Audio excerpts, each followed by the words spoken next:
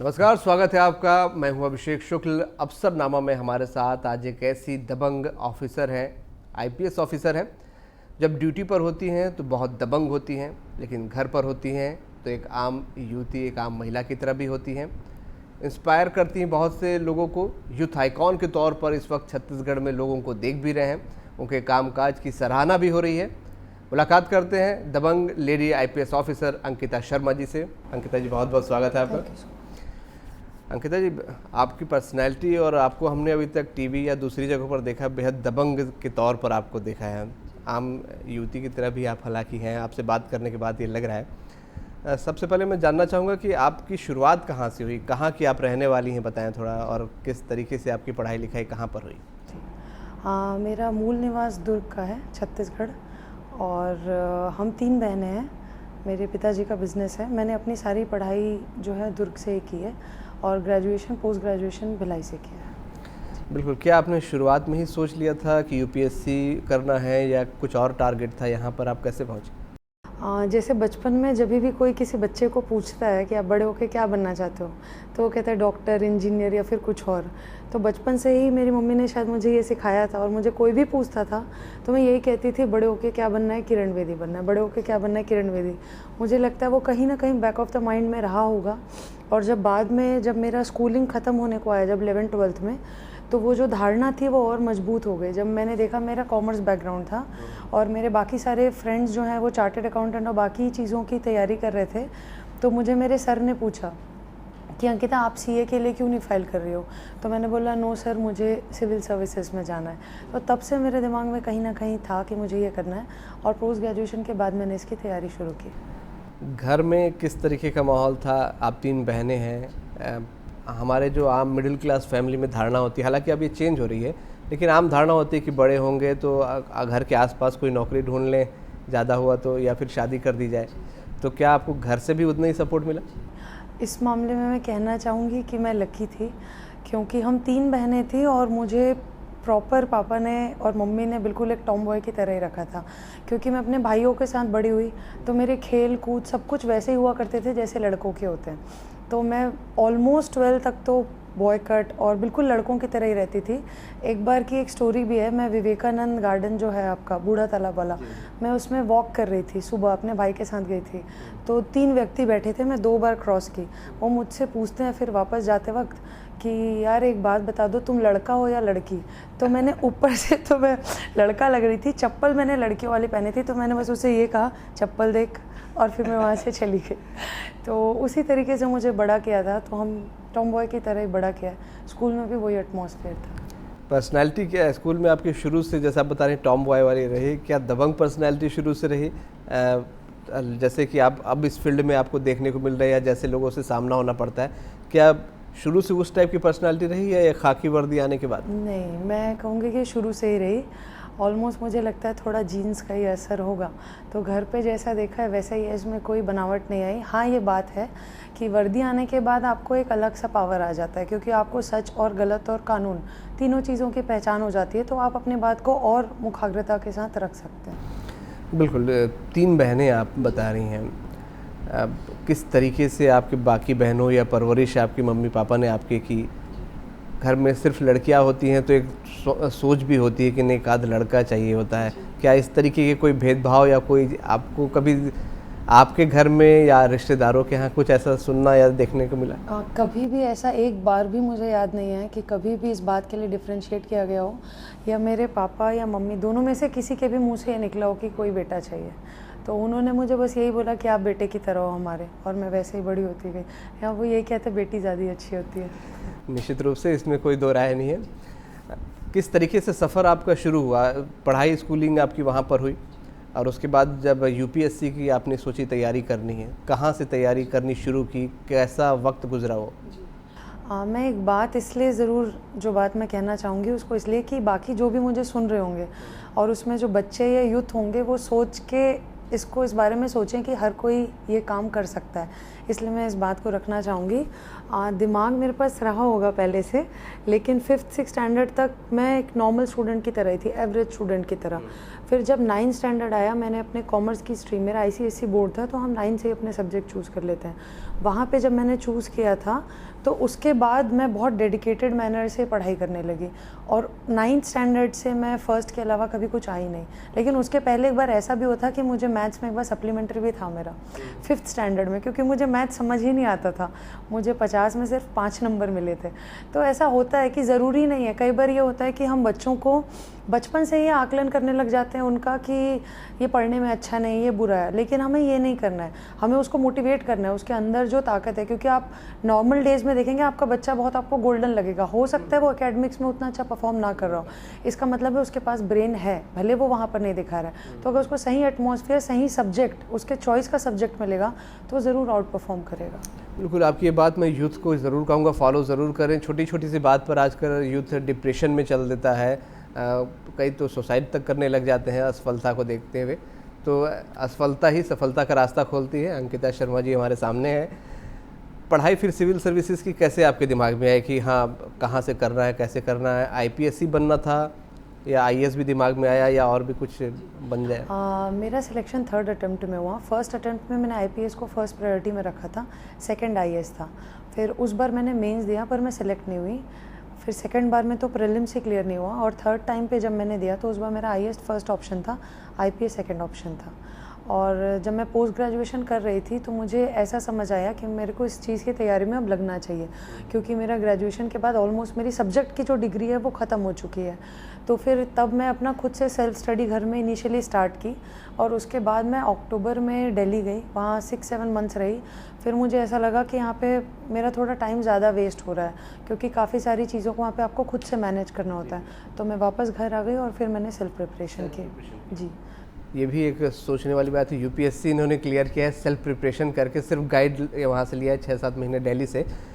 इस बीच फिर आपकी शादी हो गई एग्ज़ाम प्रिपरेशन करते करते, तो तब क्या आपको लगा कि नहीं अब सपना या गोल जो है आपका वो अब बदल रहा है या कुछ? फ्रैंकली बताती हूँ, मुझे एक बार भी नहीं लगा कि मेरा सपना बदल रहा है, क्योंकि मेरी अरेंज मैरिज है। जब मुझसे वो मिलने भी आए थे मेरे हस्बैंड, तभी भी मैंने ये कहा था कि ये मेरा ड्रीम है, मैं ये करना चाहती हूँ। तो उन्होंने मुझे बोला आप चिंता मत करो, आपका जो भी आप करना। तो मेरे दिमाग में बिल्कुल सेट था कि मुझे ये करना है, और मैं कभी भी उससे लेफ़्ट राइट नहीं हुई। हाँ, क्योंकि हमारी मैरिज हो गई, उसके बाद हम उनकी वो आर्मी में, तो बहुत ही पोस्टिंग्स ट्रांसफ़र वाली जॉब है, तो कम से कम 7 to 8 जगह उनके ट्रांसफ़र्स हुए, और मैं हर जगह जाती थी। तो फिर से सामान पैक करना, फिर वहाँ सेटल होना, फिर से नया घर बसाना, तो उसमें काफ़ी समय जाता है, आपको सारे अरेंजमेंट्स में काफ़ी टाइम जाता है। और उसके साथ साथ पढ़ना एक चैलेंज के तौर पर तो था, लेकिन दिमाग से कभी ये बात गई नहीं कि मुझे क्या बनना है। तो क्या हस्बैंड से भी सपोर्ट मिला? क्योंकि शादी के बाद सपोर्ट उनका भी बहुत ज़रूरी हो जाता है ससुराल की तरफ से। हाँ, परफेक्टली उनसे ज़रूर हमेशा मुझे सपोर्ट मिला, और ऐसा नहीं होता तो शायद आज मैं यहाँ नहीं होती। क्या आपको लगता है, क्योंकि हमारे देश में होता है आमतौर पे महिलाओं का करियर तो होता है लेकिन शादी के बाद चेंज हो जाता है या बहुत से लोग छोड़ देते हैं, तो आपको लगता है कि ऐसी महिलाओं को क्या कुछ करना चाहिए, क्या सपोर्ट मिलना चाहिए कि वो जो बचपन में उनका गोल होता है वो शादी के बाद भी बना रहे या उसको अचीव कर सकें? किस तरीके का माहौल मिलना चाहिए आपको लगता है? मैं इसमें 2 बातें कहना चाहूँगी। पहला ये कि जो भी महिलाएं या जो भी लड़कियां, उन्हें सबसे पहले आत्मविश्वास होना चाहिए, और अपने सपनों पे भी आत्मविश्वास होना चाहिए, अपने आप पे भी आत्मविश्वास होना चाहिए। उन्हें ये पता होना चाहिए कि मैं ये करना चाहती हूँ और मैं ये कर सकती हूँ। जब तक आप खुद में कॉन्फिडेंस नहीं दिखाएंगे, कोई भी आप पे कॉन्फिडेंस नहीं दिखा सकता। फिर जैसे जैसे आप आगे जाते हैं, आपकी मैरिज होती है, तो वहाँ पे इन लॉज का बहुत ज़्यादा रोल आने लग जाता है, क्योंकि आप कोई भी बड़े सपने देखते हैं तो उसमें आपको साइकोलॉजिकली और मेंटली शांत होना बहुत ज़रूरी है। तो वो जो शांति है वो आपको आपके इन लॉज, आपके फैमिली मेम्बर्स ही दे सकते हैं। तो जितना ज़्यादा हो सके उतना सपोर्ट करना चाहिए, क्योंकि जैसे वो बच्ची बढ़ के, आजकल का एटमॉस्फेयर ऐसा है कि चाहे वो लड़का हो या लड़की, उसमें कोई डिफरेंस नहीं करते माँ बाप, तो वो उस तरीके से उस बच्ची को बड़ा करते हैं। तो वो जो जिनके यहाँ वो शादी होके जाते हैं, उन्हें ये समझना चाहिए कि किस तरीके से वो बच्ची को बड़ा किया गया है, और वो सेम एटमॉस्फेयर उसके लिए क्रिएट करने की कोशिश करनी चाहिए ताकि वो अपने सपनों को हासिल कर सके। बिल्कुल, बहुत इंपॉर्टेंट बात आपने कही कि वही एटमॉस्फेयर क्रिएट करना चाहिए ससुराल में भी। बहुत अच्छी बात है यहाँ पर। अंकिता जी, क्या शादी के बाद एक प्रेशर भी होता है कि हाँ नहीं सक्सेस होना ही है, क्योंकि जब अपने घर पे होते हैं तो फेलियर भी चल जाता है, माँ बाप एक्सेप्ट कर लेते हैं, फिर इससे मौका दे देते हैं, शायद उतने मौके उधर ना मिलते हों। सही कह रहे हैं आप, क्योंकि जब आपकी मैरिज हो जाती है तो आपके पास कहीं ना कहीं एक टाइम बाउंडेशन आ जाता है कि मेरी आज मैरिज हो गई, अभी मुझे फैमिली भी प्लान करनी है और अपने हस्बैंड को भी टाइम देना है, सब कुछ। तो घर में जब आप होते हो तो आपके जो इनिशियल फेलियर्स होते हैं, क्योंकि आप बचपन से लेकर जब तक बड़े होते हैं तो आपके माँ बाप आपके फेलियर सक्सेस दोनों को देखते हैं, तो आपके साथ दोनों में सपोर्ट करते हैं। लेकिन बाद में फेलियर्स होते हैं तो आपको खुद में भी लगता है कि जैसे मुझे भी एहसास होता था कि कहीं मैं अपने हस्बैंड का टाइम तो नहीं ख़राब कर रही हूँ, कहीं मैं अपनी फैमिली तो नहीं पीछे कर ले रही हूँ। लेकिन फिर मुझे लगता था नहीं, मैंने ये सोचा है, शुरू से सोचा है, तो मैं सपने को हासिल करूँगी। तो एक टाइम लिमिट वाली चीज़ ज़रूर आ जाती है कि मुझे इतने साल में, इतने दिनों में इसको करना है, पर उससे थोड़ा सा कहीं ना कहीं दिमाग में एक साइकोलॉजिकल बैरियर आता है। आप सही कह रहे हैं, लेकिन आई थिंक उसको ही ओवरकम करना ही अपने ड्रीम को हासिल करने का फर्स्ट कदम होता है आफ्टर मैरिज। तो समय कैसे निकालती थी फिर आप पढ़ने के लिए? हाँ, तब तो बहुत टफ होता था। जैसे कि ये एग्ज़ाम जो होता है 8-9 महीने तो इसके प्रोसीजर ही चलते हैं। अगर जून में प्रीलिम्स होता है तो अक्टूबर, नवंबर, दिसंबर में मेंस होता है, फिर अप्रैल में इसका इंटरव्यू होता है। तो मैं आम लोगों की तरह मुझे इतना टाइम नहीं होता था कि मैं साल भर पढूं, क्योंकि मुझे बहुत सारे काम होते थे घर में रहने की वजह से। और जैसे मैंने बताया ट्रांसफ़र वाली जॉब है, तो इधर उधर सेटल होना, बाहर जाना, तो उस समय तो मैं नहीं पढ़ पाती थी। लेकिन जब एग्ज़ाम आता था, सपोज़ मई में अगर प्रीलिम्स का एग्ज़ाम है, तो उसके 2 महीना पहले मैं ऐसा पढ़ाई करती थी जैसे मुझे पूरे साल का कवर करना हो। और वही 2 मंथ्स होते थे जिसमें मैं अपनी पढ़ाई किया करती थी। तब मैं दिन रात कुछ नहीं देखती थी। सुबह उठने के बाद जो मैं पढ़ने बैठती थी तो मैं रात में सोते तक पढ़ती ही रहती थी, जितना भी टाइम है, क्योंकि मुझे ये पता, ये एग्ज़ाम आप अकेले नहीं लिख रहे होते हैं, आपके साथ और भी अन्य लोग होते हैं जो साल भर तैयारी कर रहे हैं और वो लिख रहे हैं। तो वो तो दिन में 8 घंटे, 6 घंटे, 10 घंटे अपने अनुसार पढ़ रहे हैं। आपको वो जो 2 महीने का पर डे के हिसाब से 24 आवर्स मिला है, उसमें आपको उनको कवर करना है। तो मैं उस तरीके से अपनी स्ट्रैटेजी प्लान करके पढ़ाई करती थी। हमने सुना इंटरव्यू में आपकी कविता से बोर्ड बड़ा इम्प्रेस हो गया था। जी, जी। कौन सी कविता थी? क्या आप कविताएं भी लिखती हैं? जी, मेरी हॉबी है, मैं काफ़ी सारी कविताएं लिखती हूँ। तो एक कविता थी, ना कोई बांध तुझे रोक पाए, उसे मैंने रिसाइट किया था, तो शायद उन्होंने क्या सराहना अगर की। याद हो आपको तो कुछ 2 लाइन। जब मैं प्रिपरेशन कर रही थी अपनी, तो एक दिन मुझे याद है, जो मैं आपको बता रही हूँ कि टाइम लिमिट वाली चीज़ जब आप अपने दिमाग में सोचते हैं और जब आप ये सोचते हैं कि मेरा समय सीमा कम है, मुझे करना है, मेरी फैमिली तो नहीं पीछे हो रही है, उस वक्त की ही बात है, उस दिन की ही बात है जब मैंने ये कविता लिखी थी। तो उसकी चंद पंक्तियाँ तो हैं, जैसे उसकी एक लाइन है, मैं आपको सुना देती हूँ। चीर दे हिमालय की चोटी, गंगा की वो धार बन, कर दे खाक राह की आड़ को, तू कर अपनी ज्वाला ऐसी बुलंद, कभी तेज कभी मध्यम कभी हो सरल, चाहे जो हो तेरी रफ्तार, बस बढ़ता चल। तो ये कविता बड़ी अच्छी कविता आपने लिखी है। आपने बताया कि संघर्ष के दिन हम मानेंगे उसे, जब ये कविता आपने लिखी तो ये पर्सनैलिटी अलग अलग कैसी है? खाकी वर्दी में दबंग पुलिस ऑफिसर और साथ में कवि हृदय। मुझे ऐसा लगता है कि पुलिस की जो इमेज है, जो पोर्ट्रेड है, उसे ऐसा लगता है कि वो सिर्फ एक कड़क इंसान है, लेकिन उस इंसान के पीछे जो है वो बहुत कम सामने आता है। पर मुझे ऐसा लगता है कि सारे रैंक एंड फाइल में, कांस्टेबल से लेकर सबसे ऊपर रैंक तक, हर किसी के अंदर वो पर्सनैलिटी है, वो सॉफ्ट कॉर्नर होता है। अगर यदि हम किसी पुलिस वाले को करीब से देखेंगे तो हम जानेंगे कि उसमें वो जो सॉफ्टनेस है वो हमेशा होती है। कभी आप एक पुलिस वाले को बच्चों के साथ ट्रीट करते देखिएगा, आप समझेंगे कि नहीं, हर पुलिस वाले में एक सॉफ्ट कॉर्नर, एक सॉफ्ट इंसान हमेशा होता है। पहली पोस्टिंग आपको मिली है, क्या दिमाग में चल रहा था जब पहली पोस्टिंग मिली? क्या करना है वहाँ जाकर, क्या सोच रही थी? जब मुझे सबसे पहली बार हमारे डीजीपी महोदय ने दिया था ये ज़िला, और मुझे जब पहली बार मिला कि मुझे बलौदाबाजार ज़िला मिला है, तो मैं बहुत ज़्यादा खुश थी, क्योंकि हमारी एसपी मैडम यहाँ पे हैं और उनका अपना खुद का बहुत नाम है हमारे स्टेट में, one of the best IPS officers हैं वो। तो मैं बहुत ज़्यादा खुश थी, लेकिन दिमाग में ऐसा कोई प्लान तो नहीं था, बस ये था कि जो भी एकेडमी से शेड्यूल मिला है और जैसे मैडम कहेंगी वैसा मैं फ़ॉलो करती जाऊँगी। तो बस उसे ही फॉलो किया और स्टेप्स में जो सारी चीज़ें सामने आती गई उसको एज़ पर द सिचुएशन आगे डील किया। कई तरह के लोगों से सामना करना पड़ा होगा, अब तक आपकी अलग तरह का संघर्ष था, लेकिन जॉब में आने के बाद, खासकर इस जॉब में आने के बाद, अच्छे बुरे कई तरह के लोग मिलते होंगे। कैसे उनको डील करती हैं, क्या सोचती हैं आप? आपराधिक तत्व, असामाजिक तत्व, थोड़े कंट्रोवर्सी रखने वाले भी कई तरह के लोग होते हैं, कैसे डील करती हैं उनको? जैसे मैंने कहा as per the situation he deal करती हूँ, पर मैं सबसे पहले तो कोशिश करती हूँ कि हंसते खेलते कोई मेरी बात को समझ जाए, और अगर वो नहीं समझता तो मुझे उसको कानून की बारीकियाँ समझानी पड़ती है, और अगर फिर भी नहीं समझता तो फिर समझाना पड़ता है कड़क होके। पहले तो मैं सबसे पहले बहुत प्यार से समझाने की कोशिश करती हूँ कि ऐसा ऐसा है, और बस ऐसे ही, कुछ खास नहीं। ज़ीरो टॉलरेंस पे आप चलती हैं, हम देखें, हम यहाँ पर सुन भी रहे हैं, कई लोग बता भी रहे हैं कि सख्त कदम भी उठाने से आप पीछे नहीं हिचकती अगर कुछ कोई कहीं गलत हो रहा होता है। तो क्या पहली पोस्टिंग आपकी थोड़ी हिचक नहीं होती कि नहीं मुझे कहीं कुछ कंट्रोवर्सी भी हो जाएगी या कुछ उल्टा ना पड़ जाए आपके ऊपर? मुझे ऐसा लगता है कि इस यूनिफॉर्म और इस सर्विस को पाने के लिए मैंने अपने जीवन में बहुत से त्याग किए हैं, और कुछ ऐसे त्याग हैं जिन्हें मैं शब्दों में बता भी नहीं सकती। तो जब वो मुझे त्याग मेरे सामने आते हैं तो मैं किसी चीज़ से नहीं पीछे हटती, क्योंकि बहुत कुछ खोया है इसको पाने के लिए।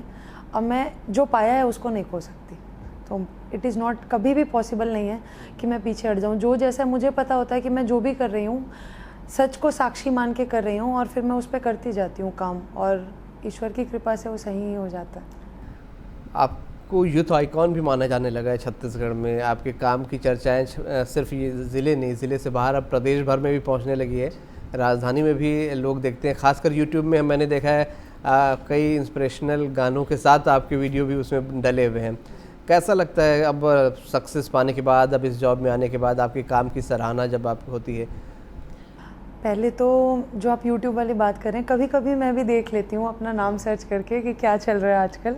ऑलमोस्ट रोज़ाना तो खैर टाइम नहीं मिलता, लेकिन पहले ऐसा होता था कि हम ऐसे वीडियोस किसी और के देखते थे, और अब मुझे ऐसा लगता है कि अच्छा मैं भी वैसी ही हूँ क्या जो मैं पहले देखा करती थी। तो खुद में समझ नहीं आता, क्योंकि आप अपनी ड्यूटी में इन्वॉल्व हो जाते हैं। पर हाँ, अच्छा लगता है, क्योंकि मुझे ये देखकर अच्छा लगता है कि शायद अगर एक या दो व्यक्ति भी मुझसे प्रेरणा ले करके अगर इस मुकाम तक पहुँचे और मेहनत करने से पीछे नहीं हटे, तो शायद मैं सफल हो जाऊँगी, मैं एक बीच का काम करूँगी। अब महिला हैं, महिला ऑफिसर हैं, ऐसे महिला ऑफिसर महिला होने की वजह से क्या कुछ दिक्कतें काम में भी आपको फेस करती हैं या महसूस करती हैं? मुझे अभी तक तो ऐसा नहीं लगा, कहीं पर भी नहीं लगा, क्योंकि मुझे लगता है कि और भी महिला ऑफिसर्स ने पहले लीड किया है, और नहीं केवल लीड किया बल्कि एक एग्जाम्पल सेट किया है, जिसमें सबसे बड़ा उदाहरण तो मुझे हमारी एसपी मैडम नीतू कमल ही लगती हैं। तो उन्होंने जो एग्जाम्पल सेट किया है एक स्ट्रिक्ट ऑफिसर का, एक इंटेग्रिटी वाले ऑफिसर का, तो लोगों को पहले से ही पता है। और जब हम जाते हैं इनिशियली तो पहले हम एक बिल्कुल ब्लैंक सरफेस में जाते हैं, किसी को हमारे बारे में पता नहीं होता। फिर जैसे जैसे घटनाएं घटती हैं, आपके जो अधीनस्थ हैं, आपके सबॉर्डिनेट्स भी आपकी छवि को पहचानने लगते हैं, तो वो भी अगर कुछ ऐसे गलत काम होते हैं तो वो खुद पीछे हट जाते हैं उनको करने से। और जहाँ पर सही है, यदि उनको ये दिखता है कि मेरा ऑफिसर मेरे लिए स्टैंड ले रहा है, सच के लिए स्टैंड ले रहा है, तो वो खुद सच के लिए स्टैंड लेने लगते हैं, और ऑटोमेटिकली पूरे सर्विस में एक ऐसा एटमॉस्फेयर क्रिएट हो जाता है। अच्छा, दो सवाल मेरे ज़रूर होंगे। एक तो महिला ऑफिसर आपको मिली जब आपने ज्वाइनिंग की, तो इसका कुछ फ़ायदा आपको ज़रूर मिला होगा, और दूसरा सवाल ये कि एक पुरुषवादी मानसिकता होती है कि कोई लेडी अगर आपको लीड कर रही तो थोड़ा सा हिचक होती है या एक्सेप्ट नहीं कर पाता, पुरानी जो मानसिकता होती है। क्या ऐसा भी कुछ देखने को मिला? सबसे पहले तो लेडी ऑफिसर वाला क्वेश्चन, जब सर ने मुझे मैडम के अधीनस्थ अलॉट किया था, हमारे डीजीपी सर ने, तो फिर कई लोगों ने मुझे उस समय बोला कि मे बी तुम्हें इसलिए अलॉट किया होगा क्योंकि आप एक लेडी हैं और मैडम भी लेडी हैं। लेकिन अब मुझे लगता है कि शायद वो बेस्ट डिसीजन था, और मेरे करियर का तो वो टर्निंग पॉइंट ही था कि मुझे मैम मिले।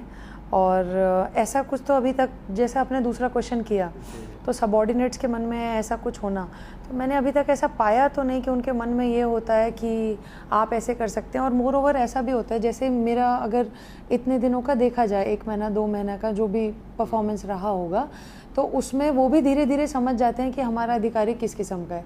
क्या हम उसको एक महिला के रूप में ही आंकेंगे या फिर हम उसको एक ऑफिसर के रूप में आंकेंगे, तो ये डिसीजन उनके खुद का होता है। और आप ये व्यक्तिगत रूप से, ये मेरी जिम्मेदारी है कि क्या मैं अपनी छवि उनको एक सिर्फ महिला हूँ ये दिखाऊं या फिर मैं एक ऑफिसर हूँ ये बताऊं। तो 26 जनवरी में पहली महिला थी जिन्होंने लीड किया था, वो मौका कैसे मिला और क्या फीलिंग आई थी आपकी वहाँ पर भी देख कर? क्योंकि राजधानी में जो आपने लीड किया उसको देख कर भी काफ़ी लोग इम्प्रेस हुए थे आपसे। अगेन वो मौका मेरे सीनियर्स ने ही चूज़ किया था कि इस बार की जो 26 जनवरी की परेड है, जिसमें गवर्नर मैडम भी लीड कर रही थी, तो उस परेड को मैं लीड करूं। और वो मुझे बहुत ही अच्छी अपॉर्चुनिटी लगी, क्योंकि वो थोड़ा ऐतिहासिक भी था कि आज तक कभी किसी महिला आईपीएस ने किसी परेड को लीड नहीं किया था।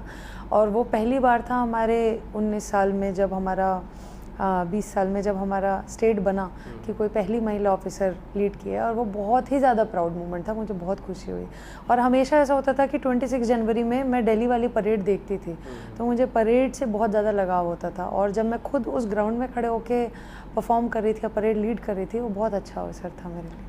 फैमिली को कैसे समय अभी दे पाती, हालांकि शुरुआत ही है आपकी, कैसे समय देंगी, कैसे मैनेज करेंगी, क्योंकि हस्बैंड भी आपके आर्मी में, उनको भी छुट्टियाँ बहुत ज़्यादा नहीं मिलती होंगी। तो हमने यही सोचा है कि दोनों की छुट्टी, हमें तो बहुत कम छुट्टी मिलती है, पर उनकी जो भी छुट्टियां हैं उसमें कोऑर्डिनेट करके जैसा हम मिल सके, जब भी उनकी छुट्टी में वो यहाँ आ जाते हैं मुझसे मिलने, तो तब हम दोनों की मुलाकात हो जाती है। और अभी ज़्यादा कुछ तो मैंने प्लान नहीं किया है, अभी इसमें ही फोकस कर रही हूँ, तो बस इतना ही, जो छुट्टियाँ उसमें ही कोशिश करते हैं। आईपीएस बन चुके हैं, अब घर वालों का क्या रिस्पांस रहता है, आपके दोस्तों का, फ्रेंड सर्कल का, रिश्तेदारों का क्या रिस्पांस है? वो बहुत ज़्यादा प्राउड फील करते हैं, क्योंकि मेरे फैमिली में कभी कोई ऐसी सर्विस में नहीं रहा, तो उन्हें बहुत ज़्यादा गर्व महसूस होता है। और जब वो सही कार्य को देखते हैं, आप सभी के माध्यम से आप मीडिया में दिखाते हैं, तो जब वो सही काम को देखते हैं तो उन्हें ये महसूस होता है कि हाँ, जो संस्कार दिए हैं, जिन चीज़ों के लिए हमेशा लड़ा है, आज मैं भी उन चीज़ों को एग्जिबिट कर रही हूँ। तो वो चीज़ें देख करके वो बहुत ज़्यादा खुश होते हैं। फिर मुझे फ़ोन कॉल्स आते हैं फ्रेंड्स के भी, जो मेरे स्कूल टाइम के फ्रेंड्स हैं, फिर कॉलेज के दोस्त हैं, या फिर जो पहले शहर में मुझे देखे हैं, तो वो सभी इस चीज़ को लेके बहुत ज़्यादा प्राउड फील करते हैं कि मैं सही काम कर रही हूँ, या मैं ऑनेस्टली अपने काम का निर्वाह कर रही हूँ। क्या सोचा है फ्यूचर में, किस तरीके से करियर को आगे बढ़ाना है? कुछ और भी टारगेट बचा है दिमाग में, क्योंकि एक टारगेट तो आपने पूरा कर लिया? जी, अभी तो मैं मुझे लगता है मैं तो अपने सर्विस के अभी बालक काल में हूँ, बहुत छोटी हूँ मैं कुछ भी कहने के लिए। तो सर्विस में तो मैं बिल्कुल ग्रो नहीं की हूँ, अभी तो सिर्फ 2 महीने हुए, अभी तो 30 साल की सर्विस बची है। तो जैसे जैसे समय अपने आप को ओपन करता जाएगा, मैं भी उसके अनुरूप जो भी कार्य है वो करूँगी।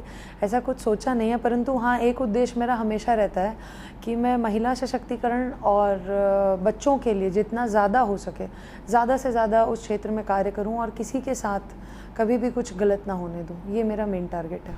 महिलाओं के लिए भी बहुत सारी सेफ्टी की बात करते हैं, अभी हाल ही में विधानसभा में भी इसको लेकर चर्चा हुई थी। क्या सोचती हैं कि किस तरीके से महिलाओं को प्रोटेक्शन मिल सकता है, महिलाओं का क्या योगदान हो सकता है, समाज का क्या, पुलिस का क्या हो सकता है?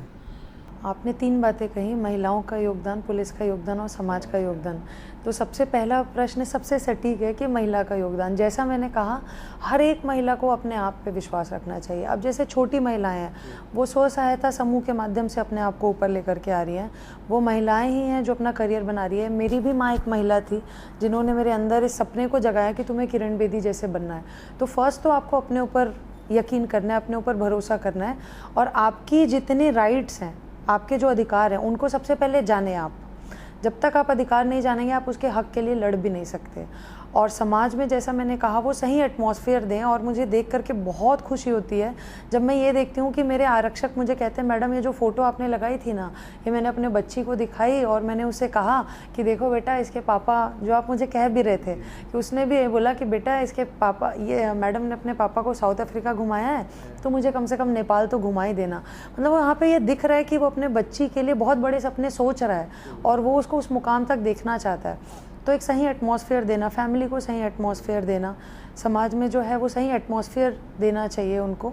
और पुलिस का योगदान ये रहता है कि यदि मेरे पास, या यदि हमारे थाने में, जिसे टेम्पल ऑफ जस्टिस कहा जाता है, न्याय का मंदिर, अगर वहाँ पर कोई आता है हमारे पास कोई समस्या लेकर, तो सबसे पहले हम उसे सुने, सबसे इजी वे में उसके लिए जो सबसे अच्छा हो सकता है, हम उसे वो सहयोग प्रदान करने की कोशिश करें। कई बार ऐसा होता है कि बातों से ही, सिर्फ अगर हम उसकी बात को ध्यान से सुन लें और उसके परिवार वालों को समझा लें, तो काफ़ी सारी समस्याएं हल हो जाती हैं। आई थिंक जब हम थाने में होते तो मैं ये देखती हूँ कि 40 to 50% केसेस जो हैं वो महिलाओं से संबंधित ही होते हैं, या उन्हें कोई परेशान कर रहा होता है, या उनके फैमिली में कोई टॉर्चर कर रहा होता है, या फिर इस प्रकार से। तो समझाने से ही कई बार हमारे केसेस जो हैं सॉल्व हो जाते हैं। बड़ी बात ये होती है कि पुलिस की इमेज की जो बात है, थोड़ा सा लोग डरते हैं, झिझकते हैं, आम लोग। पुलिस थानों में जाने से भी थोड़ा सा लोगों को हिचक होता है, या पुलिस किसी के पास आ गई तो लोग देखने लगते हैं आखिरकार पुलिस क्यों पहुंच गई। तो इस आम लोग और पुलिस के बीच जो दूरी है उसको कम करने के लिए क्या कुछ सोचती हैं दिमाग में कि कम होना मैं चाहिए? आपको एक छोटा सा एग्जांपल दूंगी। एक हमारा आईपीएस कॉन्क्लेव हुआ था अभी बीच में 1 महीना पहले, तो उसमें ये कहा गया था कि आप अपने पुलिस थाने में किसी प्रकार का कोई मतलब किसी भी प्रकार का गेम का कोई कोड बनाए। तो हमने हमारा जो थाना है भाटापारा ग्रामीण, वहाँ पे सामने में एक बैडमिंटन कोर्ट बनाया, नेट वगैरह लगाया। मेरा खुद का जो बैडमिंटन था वो वहाँ पे मैंने दिया। तो हम हमारे आरक्षक साथ में खेलते हैं। हमारा थाना बिल्कुल रोड से लगा हुआ है, वहाँ से आने जाने वाले हर कोई थाने में देखता है, बच्चे वहाँ पे खड़े होकर देखते हैं।